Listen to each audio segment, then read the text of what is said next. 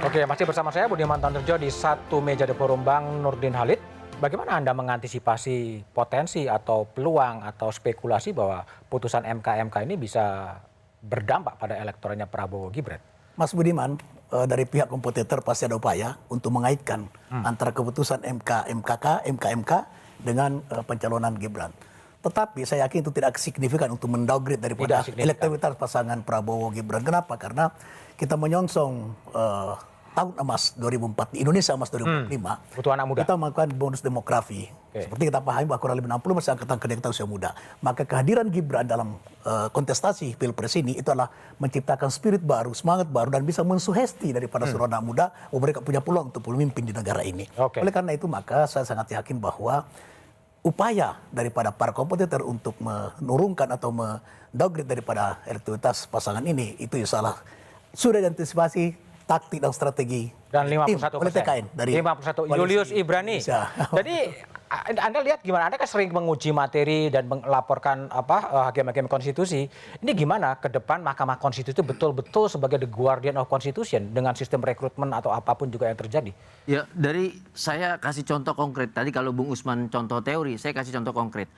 Presiden Joko Widodo pernah menggunakan dalil etik dan moral publik dalam menerbitkan SKPP terhadap penghentian penyidikan terhadap Novel Baswedan dan Bambang Wijoyanto.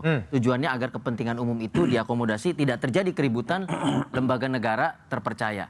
Nah, kalau ini tidak dibuka ruang publik untuk mengevaluasi siapa yang berkepentingan, siapa yang enggak, lalu titik konflik kepentingannya masih ada di MK, saya pikir tadi etik dan moral tidak akan terjaga, kepercayaan terhadap lembaga akan tetap hancur juga. Termasuk yang kami sampaikan dalam kemarin proses pemeriksaan, kami pakai bukunya Prof. Jimli. Buku ini yang dirujuk dalam pembelaan kami dan Joko Widodo waktu itu menghentikan proses.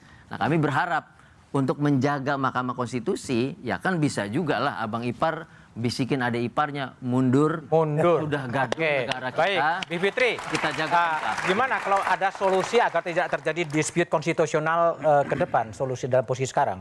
Ya, jadi memang saya mau tekankan lagi, tujuan kami bukan untuk jegal-menjegal.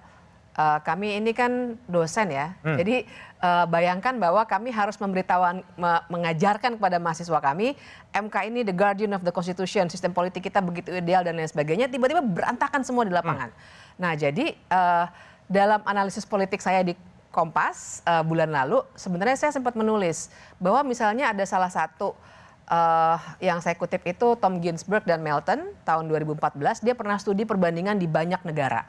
Dia bilang memang kecenderungannya menurut Tom Ginsberg itu yang namanya democratic backsliding dilakukannya dengan cara merusak rule of law. Jadi dia menemukan fenomena yang sama di banyak negara dan ini yang tengah terjadi di sini. Nah, solusinya menurut dia salah satunya untuk menjaga pengadilan konstitusional dimanapun di seluruh dunia, termasuk di Indonesia yang sudah terbukti sekarang, adalah dua hal. Pertama, menjaga supaya model rekrutmen hakim itu diperbaiki supaya lebih transparan dan mengedepankan kapabilitas. Jadi nggak cuma dianggap utusan DPR, utusan MA dan seterusnya. Yang kedua adalah sistem pengawasan. Nah, ini yang sebenarnya kita nggak punya loh. Kosong ya? Kosong, karena MK-MK yang sekarang ini ad hoc. Dan dari 2021 sampai 2023 ini sebenarnya tidak ada sistem pengawasan di MK. Makanya Julius berapa kali mengadukan segala macam, nggak direspon karena MK-MK-nya nggak ada. Nggak ada. Bayangkan sebuah sistem yang seperti ini. Oke, baik. Pengadilan yang kuat tapi tanpa kontrol. Ya, pertama adalah siapa yang mengintervensi ini menjadi menarik dan saya menyuruhkan supaya ini diselidiki lebih lanjut. Apakah melalui politik? Siapa yang mau nyelidiki? Apakah melalui politik atau melalui hukum? DPR. Angket gitu. Ya, itu kan kewenangan dari teman-teman kan. Tapi saya menyuruhkan sebagai anak bangsa, ayo kita lihat apakah ada tangan-tangan yang coba mengintervensi dalam proses ini. Yang pertama. Yang kedua, kita ikut bangga bahwa ada anak muda yang ikut berkompetisi dalam Pilpres tahun ini. Tetapi yang masyarakat melihat saat ini adalah ada hal-hal yang melanggar norma, menabrak aturan. Ini yang menjadi tidak baik untuk kedepannya, Mas Budiman. Oke, baik. Tobas, tadi perlu diselidiki dengan hak angket gitu. Anda jadi inisiator. Ya begini, kalau kita lihat komposisi politiknya kan kita bisa lihat ya, bagaimana yang di DPR partai-partainya itu berkumpul di mana saja. Jadi menurut saya secara politik agak sulit. Agak sulit. Agak sulit. Tetapi begini, kalau hukum itu kan sering disimbolkan dengan pedang, ya. Pedang bisa menebas banyak hal. Ya, oleh karena itulah maka orang yang memegang pedang itu dia harus bisa menahan dirinya untuk tidak menyalahgunakan pedang itu, termasuk juga menyalahgunakan pedang itu dalam hal menghancurkan hukum dan konstitusi. Nah kemudian publik ini juga punya nalar publik yang didasarkan pada akal sehat. Ya, ketika kita merasa sudah carut marutnya hukum dan konstitusi kita, ada intervensi kekuasaan terhadap peradilan, maka perubahanlah yang kita nantikan. Nah, jadi kita berharap ini memang harus dihentikan. Ini harus dihentikan. Caranya dengan apa? Ya kita lakukan perubahan. Lakukan perubahan. Oke, Mas Biadi, kalau dari Gerindra tawaran solusi seperti apakah tadi perubahan sebetulnya yang dirubah apanya? Begini awalnya, kalau saya melihatnya bukan siapa yang mengintervensi, siapa yang membocorkan. Siapa yang membocorkan? Oke. Ya, siapa yang membocorkan? Artinya bahwa ini kan rahasia negara. Rahasia negara dan siapa yang membocorkan ini. Pada saat ditanya semua 9 hakim tidak ada yang membocorkan. Berarti ada orang yang membocorkan, siapa yang membocorkan. Nah ini adalah tugas daripada pihak kepolisian, ya kan, untuk menyelidiki siapa yang membocorkan rahasia negara ini. Nah, ini kita melihat bahwa kalau kita bicara mengenai masalah hasil daripada kita memberikan MK yang baik, begitu kan, dengan kondisi yang sekarang ini. Tetapi bagaimanapun juga bahwa kita mengapresiasi apa yang sudah diputuskan MK ini dan kita menuju ke segmen berikutnya yaitu konsultasi pemerintah. Oke. Selesai. Ya. Bang Afri, kalau Bang Yadi kan mengatakan siapa yang membocorkan, Roni mengatakan siapa yang mengintervensi. Nah, kalau PBB siapa yang apa? Kalau PBB, pertama keputusan MK harus kita hormati. Harus hormati. Ada yang puas, ada yang tidak. Biasa. Silahkan memakai jalur konstitusi. Oke. Kemudian yang kedua, tadi ada pertanyaan dari Bang Budiman bahwa ada dampak. Tidak ada dampak buat kami. Apapun keputusan MK kami siap hadapi. Dan tentunya kami malah sekarang agak kelabakan karena banyak sekali relawan, partai politik malah bergabung. 9, terus unsur profesional, akademisi bergabung sehingga kami bingung mau ditampung di mana ini. Jadi udah enggak 51, 55 dong kalau udah gitu. naik lagi. di bawah 50. Apa? Jadi tidak ada yang kita risaukan. Gak usah dirisaukan. Nah, bagi teman-teman capres yang lain, marilah kita berkampanye dengan ketawa-tawa. Ketawa-ketawa, riang gembira. Tidak usah black campaign. Tidak ada intervensi. Silakan menggunakan semua kekuatan politik yang ada. Kalau mau cawe-cawe, Bang Roni, ya kita tahu PDIP kan menterinya juga masih banyak. Oke, baik. Ya. Oke. Kemudian juga Tidak boleh cawe-cawe. artinya Bang, semua ini instrumen di struktur kabinet Jokowi ini yang notabene adalah kabinet yang di bawah komando Pak Jokowi ini ada dari berbagai macam Partai parpol politik. dan capres. Oke. Di Amin ada PKB Nasdem. Kemudian di Pak Kim. Prabowo Kim Banyak ada sekali. Golkar, ada Ya. PAN, Oke. ada Demokrat nggak ada loh, ya. Ada Gerindra. Terus di tubuhnya Ganjar ada lebih kurang banyak. Oke, baik Mbak Dani. Jadi kalau nggak Mbak bisa Dani kita pungkiri itu. lihat gimana apakah memang punya dampak elektoral terhadap itu, dampak politik dalam dampak politiknya bakal seperti apa pasca putusan MK ini? MK ini kalau saya melihat dampak elektoralnya ada tapi kecil. Kecil. Karena pemilih kritis kita kan ini mungkin akan dipikirkan oleh para pemilih kritis kita yang itu yang terpapar saja informasi seperti ini. Yang justru nanti yang bertarung kan di bawah. Di bawah. Karena gerakan 3 capres sekarang udah bergerak di bawah. Dan saya ingin menggarisbawahi bahwa ini yang bertarung ini anak presiden petahana.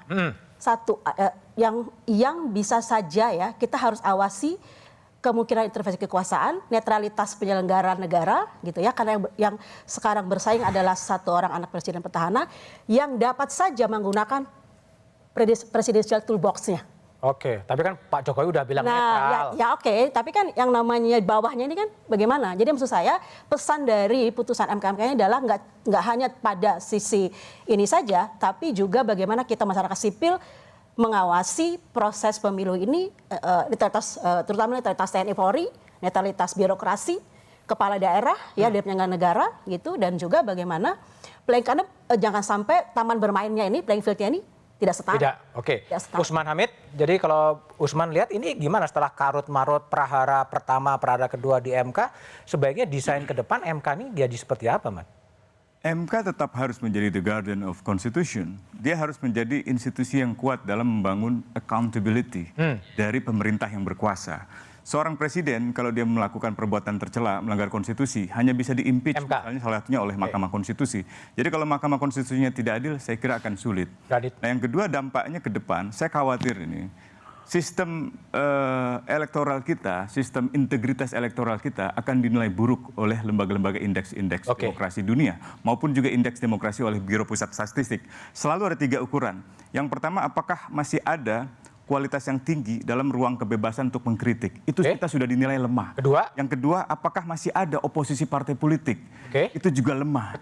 Dan yang ketiga, sistem integritas elektoralnya. Nah, saya khawatir, jangan-jangan ya kalau saya jadi Golkar, saya akan perjuangan Pak Erlangga. Tapi karena Pak Erlangga kemarin ditekan dalam proses hukum, baru kemudian... ditekan dalam proses hukum. Pak Palguna cukup singkat ya. Jadi gimana jalan keluarnya setelah MK itu memutuskan seperti yang kita lihat bersama, jalan keluarnya gimana agar semuanya bisa smooth dan lancar, tolong singkat. Jalan keluarnya singkat, besok ada pemilihan ketua dan wakil ketua, ini adalah momen yang paling krusial bagi Mahkamah Konstitusi untuk mengembalikan dirinya dalam waktu dekat. Pilihlah ketua dan wakil ketua yang bisa segera mengembalikan marwah Mahkamah Konstitusi, setidaknya secara simbolik dulu. Jadi itu kan. Yang kedua, yang terakhir, beberapa detik lagi Mas Budiman, ini saya mau pesan sama teman di DPR ini ya, ada beberapa nih dari DPR. Tolonglah hentikan itu usaha-usaha untuk mengutak-atik undang-undang Mahkamah Konstitusi yang mau mengubah sehingga lembaga pengusul bisa merekol hakim konstitusi. Teorinya dari mana itu? Saya belajar bentar nggak ada itu. Jadi ya, dan yang terakhir justru yang paling dibutuhkan adalah breakdown dari ketentuan pasal 24 ayat 5 tentang syarat hakim konstitusi. Dia harus berintegritas, jujur, tidak tercela, negarawan yang menguasai konstitusi dan ketatanegaraan. Itu belas nggak ada penjelasannya detailnya lebih lanjut dalam undang-undang tentang Mahkamah Konstitusi. Mestinya kalau dilakukan perubahan, poin itu yang mestinya harus didetailkan. Terima kasih Mas. Baik Pak Made Palguna, baik semuanya, Julius dan Usman telah bergabung di satu meja The Forum. Pelanggaran etik secara kolektif 9 hakim konstitusi dan pemberhentian Ketua Mahkamah Konstitusi dari jabatannya menjadi sejarah hitam Mahkamah Konstitusi.